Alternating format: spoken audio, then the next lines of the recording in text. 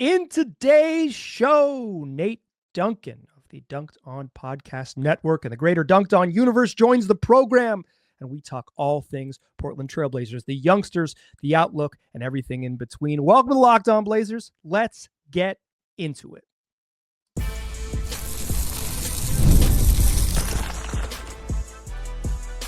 You are Locked On Trailblazers, your daily Portland Trailblazers podcast, part of the Locked On Podcast Network. Your team every day. What's up, world? It's your past first point guard and Trailblazers reporter, Mike Richman. You're listening to another episode of Locked On Blazers, part of the Locked On Podcast Network, available wherever you get podcasts and also on YouTube. Thanks for making this show your first listen, coming at you each and every weekday, Monday through Friday. So make it a part of your daily routine. Make it your first listen. Tell your friends to do the same. It's Locked On Blazers, your team every day. Today's show is a very special one. We are joined in his annual appearance on the program. We do a home and home about 8 months apart here. Nate Duncan from the Dunc'd On universe. Nate, how you doing? Good. Hopefully this isn't like one of those very special episodes that they used to have once a season on sitcoms where they actually tried to get into some serious topic that was today that was completely against the mission of a funny show. Today we will be getting into the state of the United States political system, and joining me is a lawyer and an analyst of the political scene, Nate Duncan. No, just kidding. We're going to talk basketball. We're going to talk about just a good old fashioned mediocre basketball team. Once terrible, now kind of, you can count on them to win some games. We're going to get into sort of the big structural stuff late in the show, but let's start with the youngsters. Nate, you have on a recent show on your program that listeners can subscribe to over on Dunc'd On Prime and get a whole bunch of content, 6 shows a week.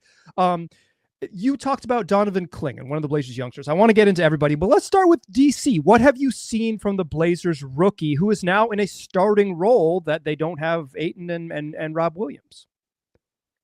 Yeah, so that episode actually we talked about Clingan in great detail is free. 2 of our episodes per week are free and ad supported, although of course subscribers get those without ads. So yeah, Donovan Clingan to me is fascinating because he has so many severe strengths and weaknesses. And I think my evaluation of him in the draft process, I think most people's has largely come true. Maybe the biggest thing that has popped for him that maybe wasn't highlighted as much is his offensive rebounding, like that crazy 18% offensive rebound rate. And I thought the way that he does it is very interesting because, he's not like really getting a bunch of rebounds like way out of his area. He doesn't have the quickness to do that. It's not like Dennis Rodman style of tips. He just sort of like takes up space down there, can't be moved. And his technique is really good to get his hands free. And if he's sort of grappling with the other guy, neither of them can jump, but his standing reach is higher than the other guys, and he'll be able to get the rebound. Like, his finishing around the rim was a concern for me. That's been the case as well, whether it's on alley-oops, like unless he's going for like a 1 foot takeoff, it's really hard for him to go get an alley-oop. And if he gets the ball underneath, he can kind of get knocked off balance a little bit. I think he'll get stronger. His touch will get better there, but he's not great on those putbacks, which comprise a lot of his offense. And if he doesn't have an opening to go up with the ball right away, he'll try to dribble it. He can get it turned over. So I don't think he's, other than the offensive rebounding, I think it's going to be tough for him to be what I would consider to be an above average offensive center. And then on the defensive end, I mean, clearly you look at the rim protection metrics now, obviously from college, like if he's in position, the opposing team is going to have big problems. I think really good offensive players and guards can know what to do maybe with a guy who's a little bit more slow of foot the way that he is. But there are a lot of bad offensive players too. And, so like LeBron, I thought had some pretty decent success going at him in that game about a week ago. Clingan got him a couple times too and bothered him on some mid-rangers where he can surprise guys, I think, more than they expect because he is kind of this slow ground-bound guy.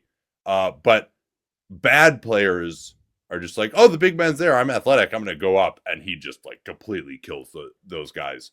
So he really, and again, for as tall as he is, I do think he moves reasonably well. He can make a few plays on the perimeter, even if he's probably almost always going to be a drop center. Like if you have to get him out on the floor and a coverage every once in a while, you can do that. So you wonder again, I mean, like for where the Blazers are as a team right now and what he's been so far, I think that you feel pretty good about that he's just has added like a really nice backstop of defense. He's been able to do that for a long time.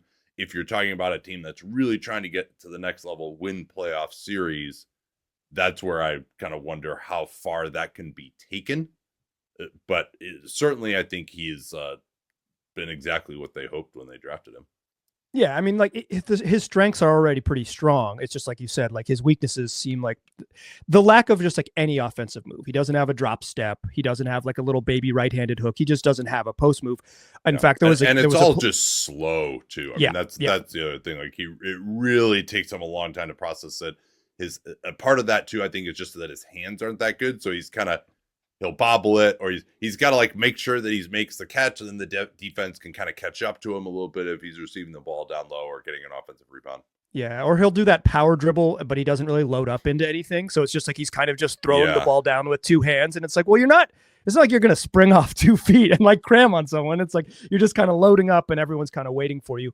But I do think one thing that we've seen a little bit, but he hasn't really gotten into, is the dribble handoff stuff and the high post hub. I thought we would see more of that. And I think that's a place where maybe he can be additive on offense is as a passer. And I think that is maybe just feel stuff, but it depends on how you kind of get guarded out there and how they use him. I think he has that on offense a little bit.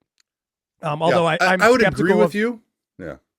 Yeah, I would agree with you. I think the one problem, though, is that because he's just not a scoring threat in any way from those areas, whether it's as a shooter, he's taken a few threes. Maybe that could be something way down the road. If that ever happens, it's years and years away, I would say. But then also, he can't do like the little fake DHO, QB keeper, or, hey, all the guys have run off the handoff. It's not there. Now I'm going to back down and try to score. If you do need to like switch off of him, like he's not going to punish that at all in any way. So that's, except maybe on the offensive glass. So that's the other thing too, that I do think kind of limits that a little bit in terms of like how much you want to run stuff through him as a distributor, because it would just be in a pure passing role. Yeah, I think he could eventually become what Ethan Strauss once called the aircraft carrier, the Kevon Looney style thing, where it's just like they're not guarding him, and he's like, "Cool, I can run a DHO because my guy is 7 steps back, daring me to take a 15-footer. Well, I can like run into some quick handoff stuff." The problem is if you're running a handoff with like Scoot Henderson, a guy that they're also going under on, it's like, okay, well, I guess there's not a ton of room here. Although Scoot has shot a lot better recently, and is, I believe, as we are recording this on Thursday morning, currently the Blazers' leader in 3-point percentage. Who would have guessed? Which speaks a lot to Anthony Simons and Jeremy Grant not shooting particularly well as of late. Yeah, I think Clingan, he's almost exactly what I was expecting. And I think that's mostly a positive.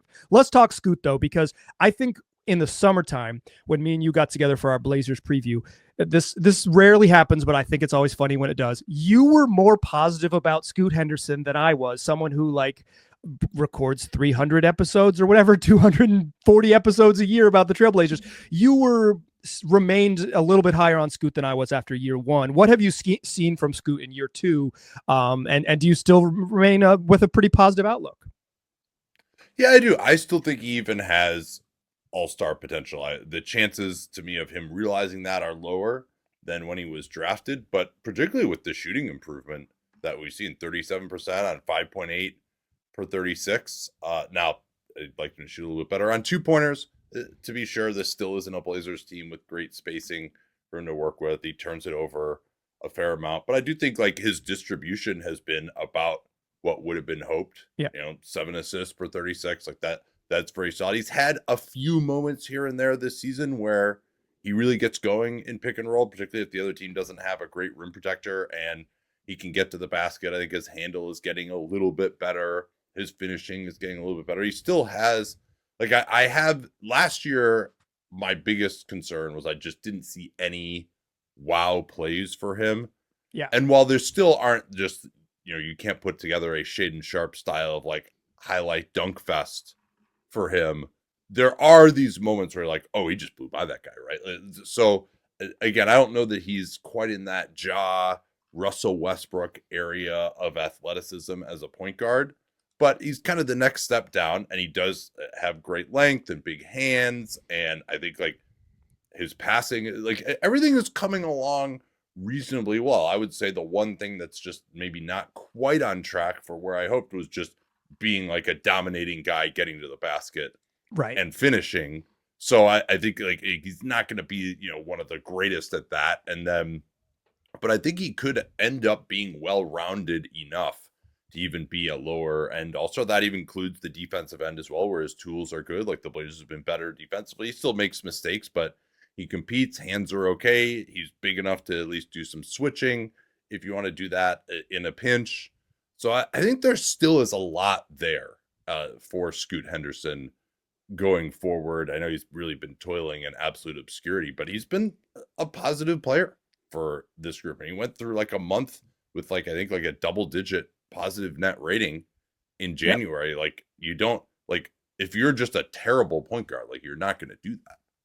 Agreed. I think there's there's some maybe questions about if he scaled up and was like the full-time 35-minute point guard. Like, would you get what levels would he get to? How far could this go? But I do think there's been stretches where it's like, yeah, dude, this dude's probably an NBA point guard. He's probably he could probably, I don't know if he could start on a high-level team, but he certainly could give him more than the 27 minutes he gets a night for the Trailblazers and probably get some positivity out of it. I think the defense has taken big strides. I think he was pretty awful last year, particularly off the ball. He just didn't stay engaged, and he's gotten a lot better at just being aware there. And he's started to use some of his strength and quickness on defense when he's in those on-ball engaged situations where it's like, oh yeah, I'm athletic. He has dunked the ball, attempted. One more thing on him too. Played 1,300 minutes, right? This is really the first largely healthy season that he's had in the 3 years since we've been tracking him. The 2 years with Ignite and then the first year with the Blazers. Yeah, exactly. I think that's a key here is he missed. He was awful to begin his rookie season, and then he missed time. So it's like he was struggling to make the adjustment, and then he missed a bunch of time early with an ankle injury. He missed time after the All-Star break when he was kind of getting going. This year he's had sort of a longer runway to be healthy and play basketball. He's attempted 28 dunks in 113 games. I just want to put that number out there. 28 dunk attempts in 113 games. He is not Ja Morant and Russell Westbrook. He is much more turbo Ricky Rubio than he is those guys. He's just a different type of player than maybe we thought, but it doesn't mean that he's not a positive player. He's just a different type of player. Who does dunk a lot is Shaedon Sharpe. In fact, he did had a notable dunk yesterday evening on Wednesday nights. Let's talk about him in the second segment and as we continue our run through the Blazers youngsters. Join us there, won't you? But first, I want to tell you that today's show is brought to you by FanDuel, the official betting partner of the NBA and America's #1 sports book that wants you to know that when the games tip off, NBA action is just getting started, and there's no better place to get in on it than the FanDuel app, where you can place live bets throughout the game. So even if you miss opening tip, even if you miss the whole first half, you can settle down and watch a fourth quarter comeback or a fourth quarter collapse for my haters and stay in on the action. And if you're looking for a bigger payout, you can even combine live bets in a same game parlay. They got live updating stats. They got live play-by-play, so you can be an up-to-the-second wagerer, and you're not going to miss any of the action because you can always get in on it on a super easy-to-use, super easy-to-navigate app. And right now, new FanDuel customers can get $150 in bonus bets if your first $5 bet wins. Just visit FanDuel.com to join today. That's FanDuel.com for your shot at $150 in bonus bets. Make every moment more with FanDuel, the official sports betting partner of the NBA. All right, still chatting here with Nate Duncan of the Dunc'd On universe and Dunc'd On podcast.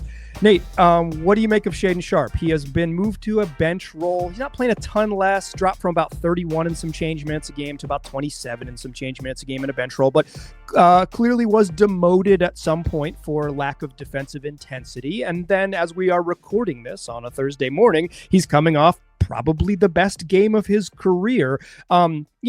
maybe not specific to that game, but what have you seen from year 3 Shaedon Sharpe? I know that when he was your favorite player in his draft when he came out, I don't know if he's put all of that together, but what have you seen from him? Yeah, the reason for that was like, well, this guy can handle and he can jump and he can shoot and he's got pretty good quickness and pretty good size. And I didn't love anyone else in that draft class. Obviously, players have surpassed him. The idea was just that I thought he had the highest upside of anyone at the time. And yeah, he also has had an injury hit career. Like I think that lost development time the second half of last year hurt him. And totally, I would love it if he just jumped more than he does, right? Like that's really the one of the big issues. Like he had that great block from behind. I can't remember who it was that he got last night, but he's averaging 0.4 blocks per 100 possessions.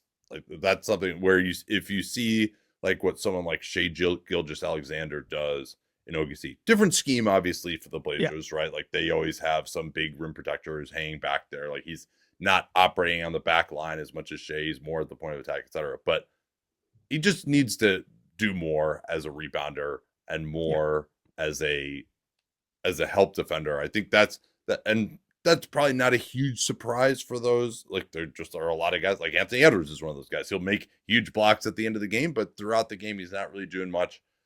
So I like Shaedon could just be doing more with his athleticism. Like unless he has the ball, he kind of doesn't really seem to play that hard, and maybe that's part of the demotion aspect for him. And then on the ball, I just would like him to make more shots. I think obviously when he gets going towards the basket, he's really, really difficult to stop. And I think 54% from 2 for where he is in his career right now, a team that doesn't have great spacing, that you feel pretty decent about that. Like him to get to the line a little bit more. But when he's coming down that right lane line and he takes off from 10 or 12 feet and he can get to put the ball on the backboard from there, like a lot of bigs even struggle to deal with that. And he also has improved his handle enough to where he can get it in the lane. Like you still, obviously, like last night against, granted, the Wizards, you could see that the flashes are there, even more so, I would say, than Scoot. But you just have to be realistic that the production, particularly as a shooter, where he's getting a lot of shots up, at least more than he had in the past. That's nice to see that he's at 7.5 threes per 36, but only hitting 32%. Also still under 80% from the line. So there is, so he's going to need to pop a lot more either as a shooter or in being a more active player defensively to really get into being like a very high level starter, maybe even someone you see as having all-star potential. But he still is putting enough on film that you're like, all right, he's pretty inexperienced. Like maybe if you squint hard 3 years from now, you'd really have something. Yeah, I think the shooting is a concern, just because like the high level, all of his high level outcomes involve him being at least a league average shooter, right? Like he's just not going to be that good of a player at 32% from 3. There are some positive outcomes. I mean, he is taking a lot, right? He's taking some difficult shots. Like he's at least shooting them like he expects to make them and that the team expects him to make them. Yeah, he takes some tough step backs, and he could probably cut those out of his diet a little bit and change those in for some different plays. I think you mentioned something that I think is pretty interesting, is that when he's not really activated off the ball, his rookie season, he was an excellent cutter. He worked the baseline. That was his whole thing. It seems like that's gone away a little bit as he's kind of envisioned himself as a different type of player and been asked to step into a different role. I wish he could toggle in between that a little bit, because when he was playing next to Damian Lillard his rookie season, he was like, here's how I'm going to eat. And he worked the baseline and had a highlight dunk every once a week, basically. And we just haven't seen that as much as they've grown. He had also, one back cut, I think, playing off at Clingan last night. I mean, this is also a terrible passing team that he's playing on right now. I was going to say they have no gravity and they don't have the passers. Like it's a different flavor. It's like playing off of Anthony Simons getting double teamed because they're not worried about the 4-on-5 is a very different feeling than Damian Lillard getting double teamed and having, even Ant on the backside of that 4-on-5. It's just like they're not super worried about it. I think Sharpe Yeah, I feel like Sharp was probably gave Blazer fans the most hope at the beginning of the season. I would imagine that shifted a little bit, but even just like immediately recording this after his best game, maybe they're back, baby, and they think that he's on his way. I would just like to see him, like you said, I would like to see him get a little more. Some of this is like the way the roster's structured. He's just going to have less on-ball touches because Anfernee Simons is still there, because Scoot's going to be on the ball when he plays, because they're getting Denny Avdia on the ball a little bit. He's just like, no matter who he shares the court with, he's almost never going to be a primary. And if he's not the primary, it's like he is trying to get in where he fits in. And in most of these lineups, even though he's disappointed as a shooter, he is going to be their best shooter unless he's playing with Simons. And so he needs to really not be on the ball as much because somebody has to space for everyone else. Yeah, exactly. So it's they're trying to they're a little baffling, honestly. The fact that like Shaedon Sharpe and Scoot Henderson don't start for this team and that they're not like a 17-win team is, I feel like in some people's eyes, a sign of their progress. And in other people's eyes, a kind of a confusing place. Let's talk about where they are, because I think the fact that this roster largely looks the same as it did this time last year is in and of itself a bit of a surprise. Join us in the third segment and we'll talk about action, inaction, and what's the plan here. Still a pass first point guard. I'm still Mike Richmond. Still chatting here with Nate Duncan of the Dunc'd On Podcast and the greater Dunc'd On universe. Get the newsletter in your inbox. Subscribe to Dunc'd On Prime. Do all the things. Read Dan Feldman's work. Listen to Nate talk for hours on end each week with various guests, including Danny LaRue and John Hollinger. You make it happen. Nate, the Blazers didn't do anything at the trade deadline. What the hell? Well, I actually find it more defensible that they didn't do something at this trade deadline than last offseason and maybe even more so last trade deadline for a number of reasons. Number one is just that they actually are playing a little bit better. It does seem like there's pressure in the organization to improve. Now, you can argue how much the guys that they might have looked to trade were really part of how much better they'd been playing, but at least like you're showing some progress. I understand every organization wants to see that. Like I can at least understand that, even if that wouldn't be my philosophy. But the other reason I think it's more defensible is the two guys that I thought they really should have been focused on trading, which were Grant and Simons, haven't been that good this year. And particularly Grant, given his contract situation, and Simons hasn't been as good. Maybe there isn't as much demand for him, but also the fact that he's nearing the end of his contract and maybe they can't get as much from him. So the fact that they're getting better, those guys are ostensibly contributing to winning. Simons, I would say, more than Grant. And then that I think the value they could have gotten for these guys has gone down. Now, will it get any higher at a later point? No, I don't think so. But John and I just did our episode yesterday, which is actually free if people want to listen to it, going over the 24 trade deadline. And one of the biggest things that stuck out to me was just they had to move Jeremy Grant at that time. And now they may just be stuck. And if they didn't, they had to move him in June or July of last year. Like it was just so incredibly obvious that it was time to move one, if not both of those guys. And Grant, because of, it's like the contract is just big. So moving in the summer is always going to be easier. I agree. I don't think actually inaction in February at this deadline in February was in 2025 was that big of a deal, because there's no incentive to take really bad deals necessarily. Eventually they might end up taking really bad deals, but like there's no incentive to rush into it. It's the prior sins that have kind of caught up with them. And it's the inaction in previous cycles that caught up with them. I have a hard time seeing the value of those gentlemen going up, but certainly maybe the nature of things can change. I think. Yeah. One other thing I'll add too, I was talking with Dan Feldman yesterday, and we talked about Avdia's contract, which is one of the best in the league, and he's playing a lot better. But Dan was like, because we were comparing him to like, a $30 million player who's better, but maybe it is, if you want to say Avdia is a $25 million player making 10, and that one of these other guys, a $30 million player making 25.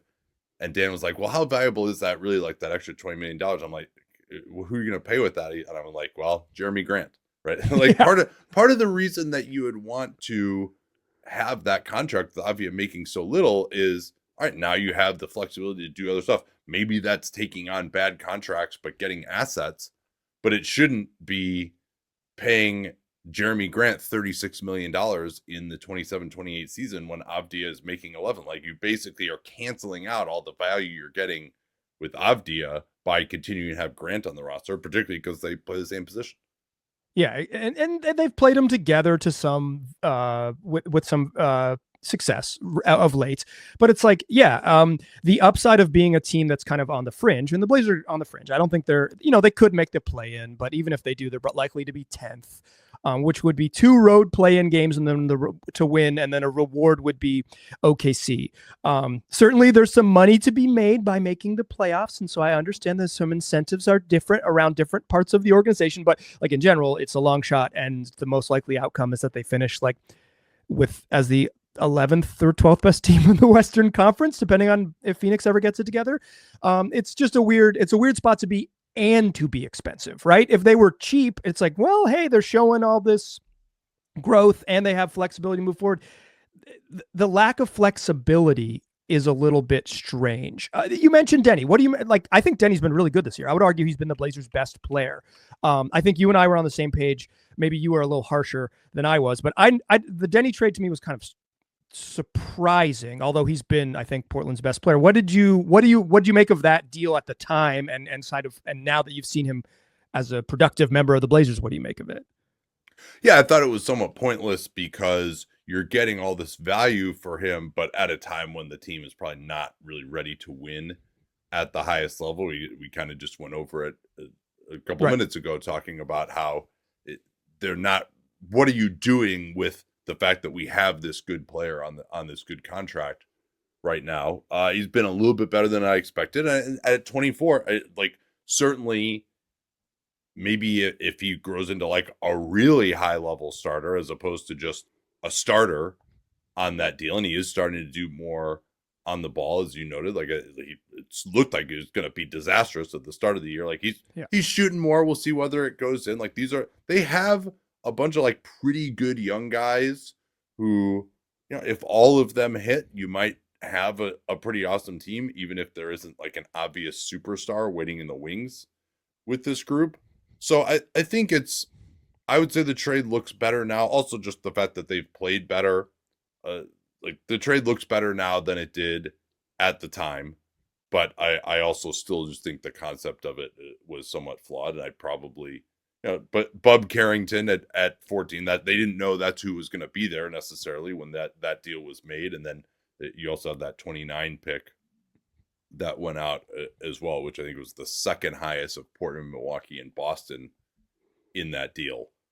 So yeah, I still think, and maybe Avdia is someone that if they ever needed to move him again, that they could, but I still, the fact that they've played better is nice, but I also don't think it changes their ultimate destiny too much. Like maybe they could be the Western Conference version of Detroit right in the next year, but they also, and just being over 500, I think would be a big win for as long as they've been in the wilderness ever in the organization.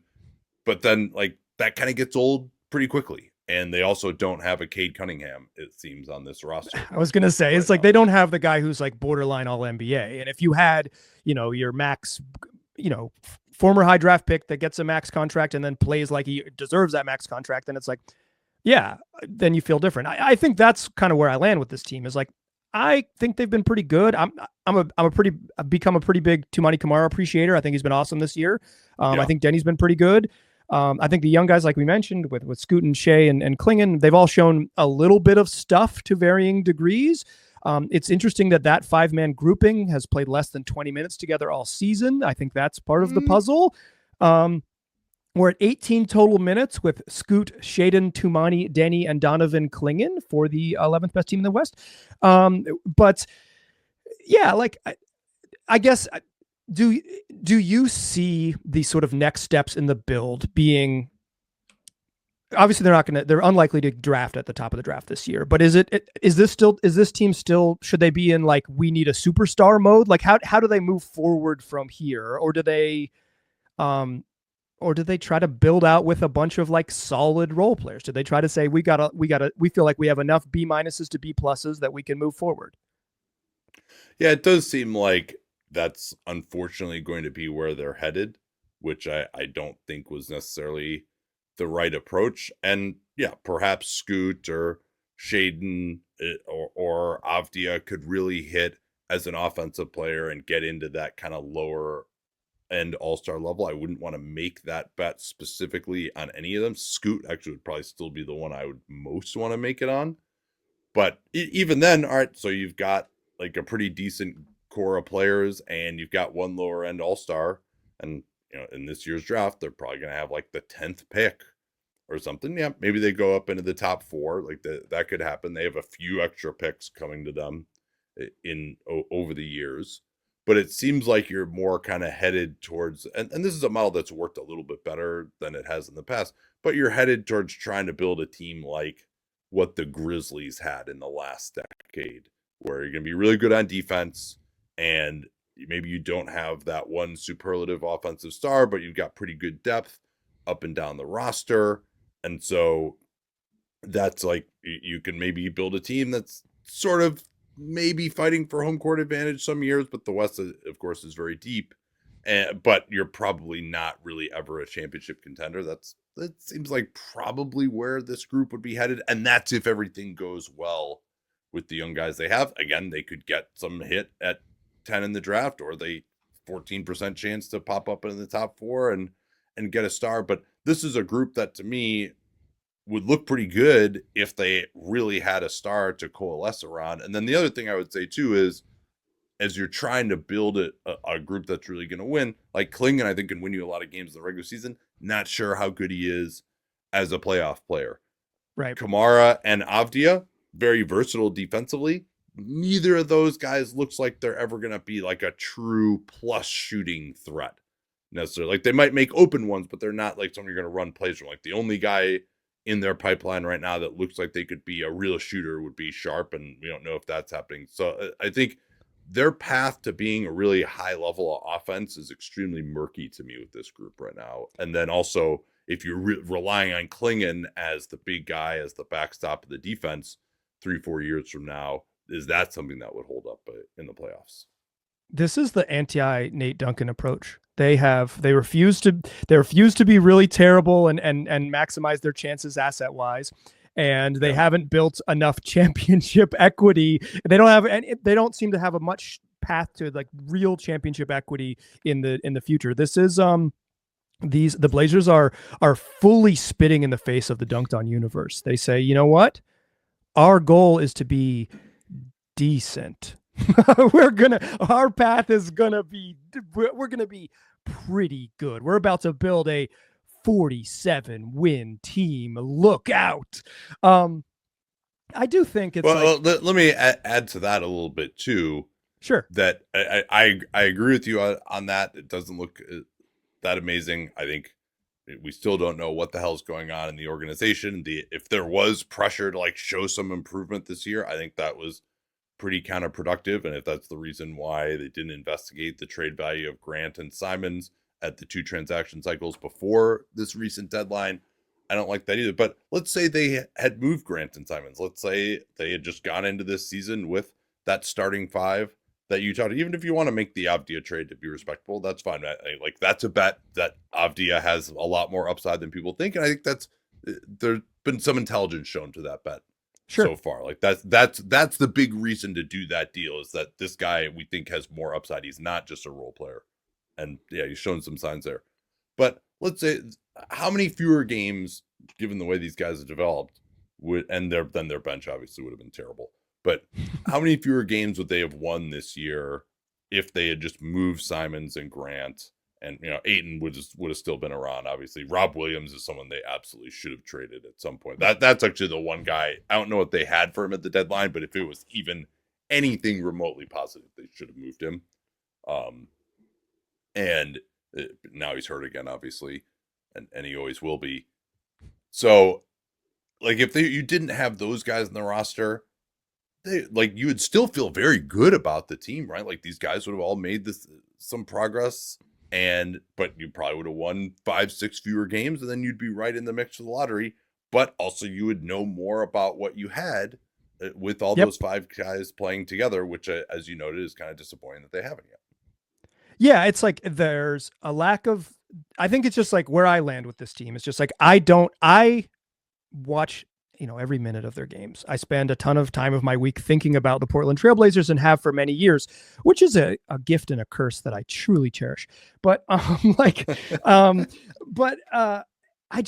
don't see the vision as clearly as maybe they do, right? I don't see it, right? Because I agree, like what would they say their vision is? I haven't been that locked in on what they've said. Yeah, I think it is. Like, where did they say that this is going? Well, at some point they said they were going to do everything they could to build around Shaedon Sharpe and Scoot Henderson, and then like those dudes don't start together. They don't even play that much together in any given game because of the way the rotation works. I think what they would say is that they're comfortable being patient because they like what they have, and that they don't feel the need to chase it, but that doesn't line up with being the 11th best, 12th or 11th best team in the West. Like it doesn't, if you were really being patient and not worried about chasing it, you might make those trades, right? Because you'd be like, hey, instead of 11-12, we'll be at the 12-13 line, but we'll have 19 wins. And sure, we'll maybe be like 20% less functional as an offensive team, but like we'll know more about what we have. So I think that they feel like, oh, there's no rush, but no rush doesn't even line up with like, yeah, but maybe we'll chase the play-in this year, because that does seem to be kind of accelerating the plan. So I don't even think like what their messaging is lines up with like what's actually happened. And quite frankly, maybe they're just overachieving, right? Like maybe the front office thought they would suck more. And for a long time, their differential suggested that they probably won 4 or 5 more games than they should have. And the front office was saying like, well, we've won 22 games, but we thought we were going to win 17. And the math says we should have probably won 17 at this point. So, maybe they've been surprised a little bit by the progress in just terms of win-loss stuff. Yeah, I guess. But if they weren't trying to win, then why are Grant and Simons? Ding, ding, ding, ding, ding. Like, yeah. Yeah. It doesn't make sense. It's like, I just don't. I don't get it. Even the Ayton trade, it worked out great because they got Kumara, and they 1,000% won that trade. Yeah. And Ayton's been better this year as well. Obviously, last year he really struggled. Early this season, he really struggled. Like I think maybe that little ticker in his brain that like, I'm actually only a year and a half away from a new contract. But maybe I can get an extension. It may have started to hit, but yeah, it does seem like this is a group that really wanted to take a step forward this year, and that everything that I heard indicated that there was pressure to some degree to do that.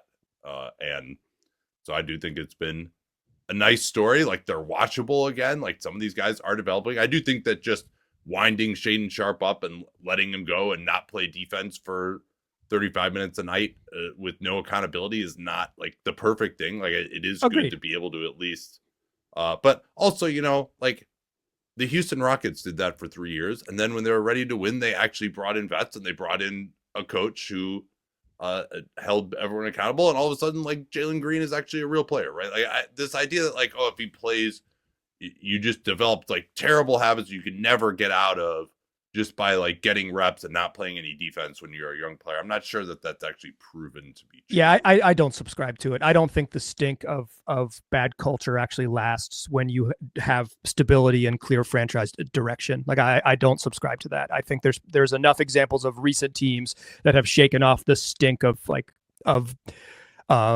being like directionless pretty quickly when they get stability and functional lineups around them. It's like, I mean, look at the Pistons. They added like moderately good. I mean, Malik Beasley's a great shooter, but they added like moderately good veteran shooters around Cade Cunningham and got a real coach, and they're good. Like, and they were pretty directionless last year. They were benching Jaden Ivey for no reason. And so like, it is, I think you could turn it around quick, and the Blazers just, they're in a spot where I think they've played better basketball, and that is more palatable to fans and perhaps more palatable to ownership.